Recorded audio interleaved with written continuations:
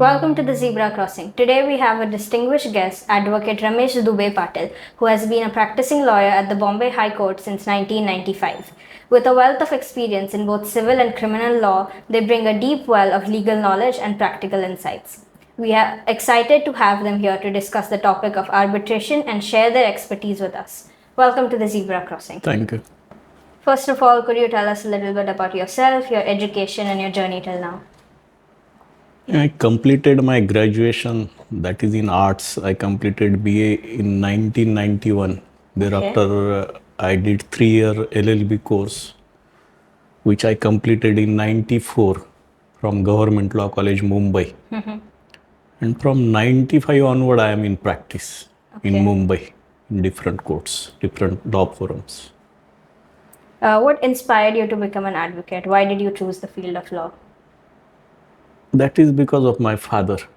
When I was 5 years old, he started telling me that about law field, what are the advantages and all these things. So he prepared me for law profession. Okay.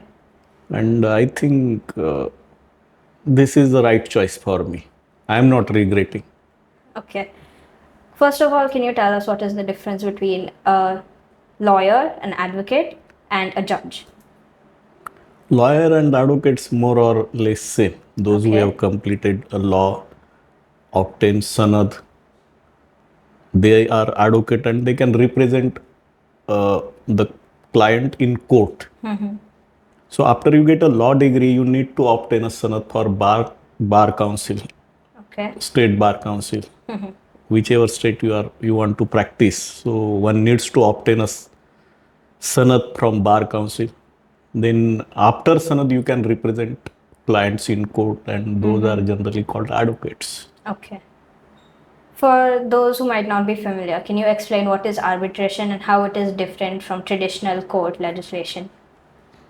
Arbitration is one of the mode of court, or it is type of court. Okay. But it has certain objective and purpose. And it is always said in law that justice delayed is justice denied. That is the problem we are facing in India, all over the courts in India. And to overcome that, arbitration proceedings are the solution for speedy disposal of the disputes or litigation. It is sort of privatization of judiciary also, you can say. What are the advantages and the disadvantages? Advantages are speedy disposal. That is the object, and that is achieved through arbitration. Okay. That law has laid down 18 months time frame, that once the dispute is referred for arbitration, it is to be concluded within 18 months. Within first 6 months, pleadings are to be completed of both the parties.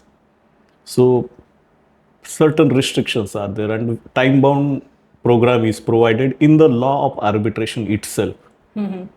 Once the pleadings are completed, within next 12 months, proceedings are to be completed. Okay. So generally, parties get relief within 18 months. In exceptional cases where time is needed, it is extended through courts. In Mumbai, original jurisdiction is with High Court. Suppose if any arbitration is not concluded for any reason within a time frame provided by law, that is 18 months, one needs to go to court, High Court, and seek extension. Okay. High Court will see the performance of arbitrator who acts as a judge. Arbitrator is a judge in the arbitration proceeding. If High Court comes to the conclusion that this arbitrator is not serious or he is not proceeding expeditiously, High Court can change the arbitrator also. Okay. So that is the main advantage, and it is being achieved. Okay. Would you say there are any disadvantages? Disadvantages in India, because it is evolving field. As far as it comes to, we are developing country. If you go to the developed countries, this system is well settled over there. So India, I would say, is new to this arbitration. And In arbitration, there is one type of arbitration that is called institutional arbitration. So in India, there are not enough numbers of institutions. Okay. Hardly you can count on your fingers. So lack of arbitration centers is the biggest problem in India. It is being faced. Okay. Can you walk us through the process of arbitration from start to finish? Arbitration, see, it is a dispute resolution process. When generally in commercial transaction, it is being used maximum. Okay. When two parties enter into commercial transaction, they know that there are likely to be disputes in future. So in an agreement itself, they add a clause. If there is any dispute arises in respect of particular transaction which they are going to enter into. So if any dispute arises, it would be resolved through arbitration. Okay. Because if it goes to court, it takes years. If you go to normal court, it takes around 5 to 10 years for resolution. So the parties decide that we don't want to waste our time in the civil courts or regular courts. So they select the option of arbitration mutually Okay. in the business transaction or agreement itself. And in case any dispute arises in future in respect of that transaction, then dispute is referred to arbitration because there is an arbitration clause in an agreement itself. Both parties have agreed. So those disputes would go to arbitration, and if any party tries to go to civil court, civil court would throw them out. Okay. Other party can point out there is an arbitration clause. This civil litigation is not maintainable, and court can certainly go into it, and court will direct this is not the forum, you go for arbitration. Okay.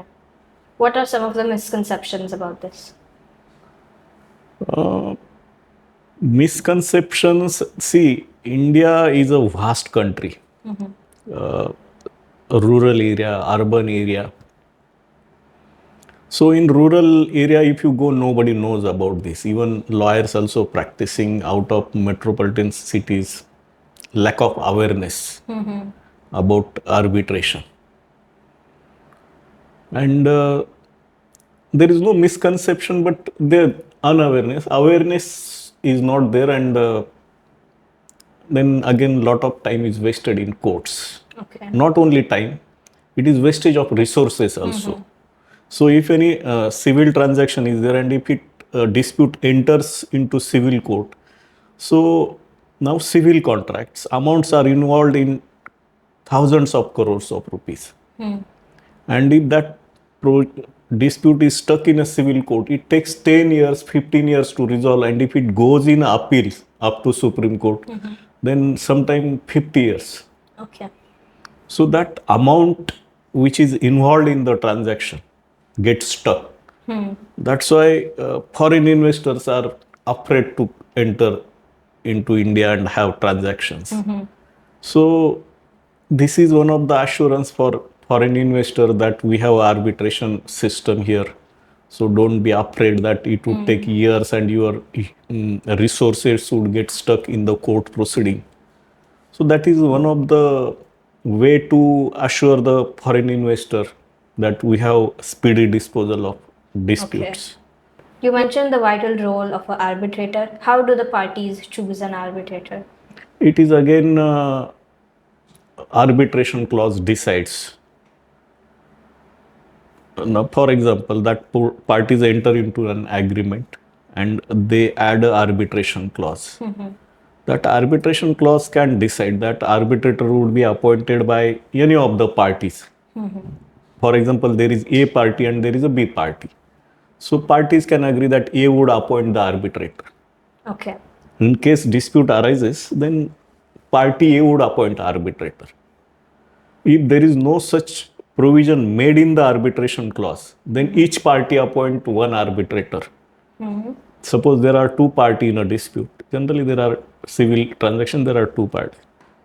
So if agreement is silent, arbitration clause is silent about arbitrator, then in that situation, Arbitration Act provides that each party would appoint one arbitrator of their choice. Okay. And both of them would appoint umpire. Umpire would, then there would be panel of 3 arbitrators. Okay. And decision would be taken by majority. So that is the way. Another way is one can go to the civil courts for appointment of arbitrators. And then now civil courts have panel of arbitrators. They have prepared panels. Okay. So then courts can appoint arbitrator for the particular dispute. Court will check whether there is an arbitration clause. If it is so, court would appoint arbitrator. What are the type of disputes that arbitration is used for? Generally, civil transactions, commercial transaction, it is being used in a large scale. Financial institutions, banks, non-bank financial corporation, NBFC, they are using it majorly because amounts are involved and they can't afford that long litigation, which doesn't yield any result for years. So basically in commercial transactions, banking, it is used, private banks are using this effectively and applying this arbitration. So now we understand the arbitration, the role of an arbitrator. Where does an advocate come in all this? See, arbitration proceeding is a replica of court. In court, it takes time. Here, it doesn't take times. So, both the parties have their lawyer of their choice. They do engage. They have liberty. No doubt, every party has a choice to appear before arbitrator and represent his own case. Okay. So every litigant in India, whether it is court or arbitration, has a choice either to engage a lawyer or to proceed. Party themselves proceed in person in arbitration. So it's depend on party Okay. whether they want to engage lawyer or not. Once they engage lawyer, then what role lawyers play in a court, this same role is played in a arbitration proceeding. Okay. Are there any interesting cases you've worked on or are working on about a community of people or a significant group of people? I did appear in reservation. Maratha reservation issue is going on since 2017 in Maharashtra. Okay. In 2014, then Congress government had granted reservation to Maratha community, and that was challenged in court. Again, 2018, it was granted by the then BJP and Shiv Sena government. That reached to the courts because every time reservation is granted to Maratha community, that is challenged by OBC community. So I did appear in those litigations. In Mumbai High Court, we successfully defended it. Then matter went to Supreme Court, and there that reservation was struck down by the Supreme Court. Okay. What are some of the biggest challenges you faced in your journey and how did you overcome them? I don't feel that there are any challenges. In fact, this profession is very interesting. You don't get bored. It is not monotonous. Okay. Different people come with different problems. Even, for example, matrimonial problem.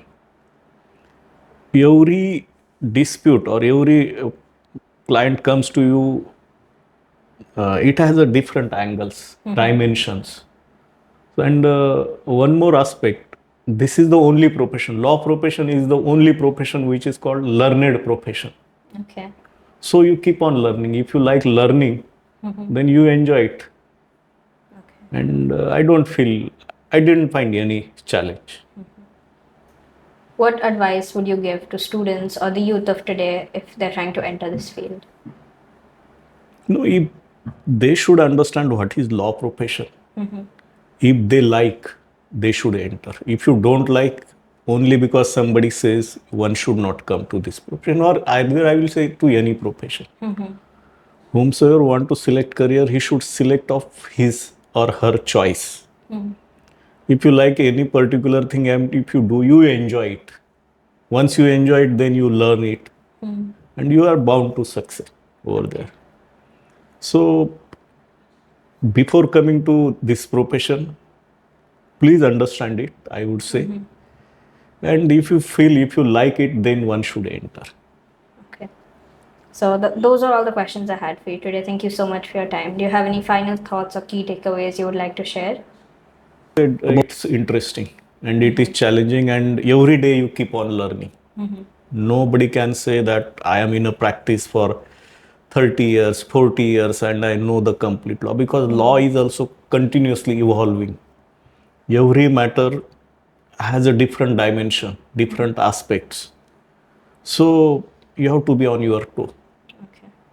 Thank you so much for talking with us. It was very insightful. Thank you. Thank you for audience for tuning in today. Do like and subscribe and comment on what else you want me to talk about. Thank you.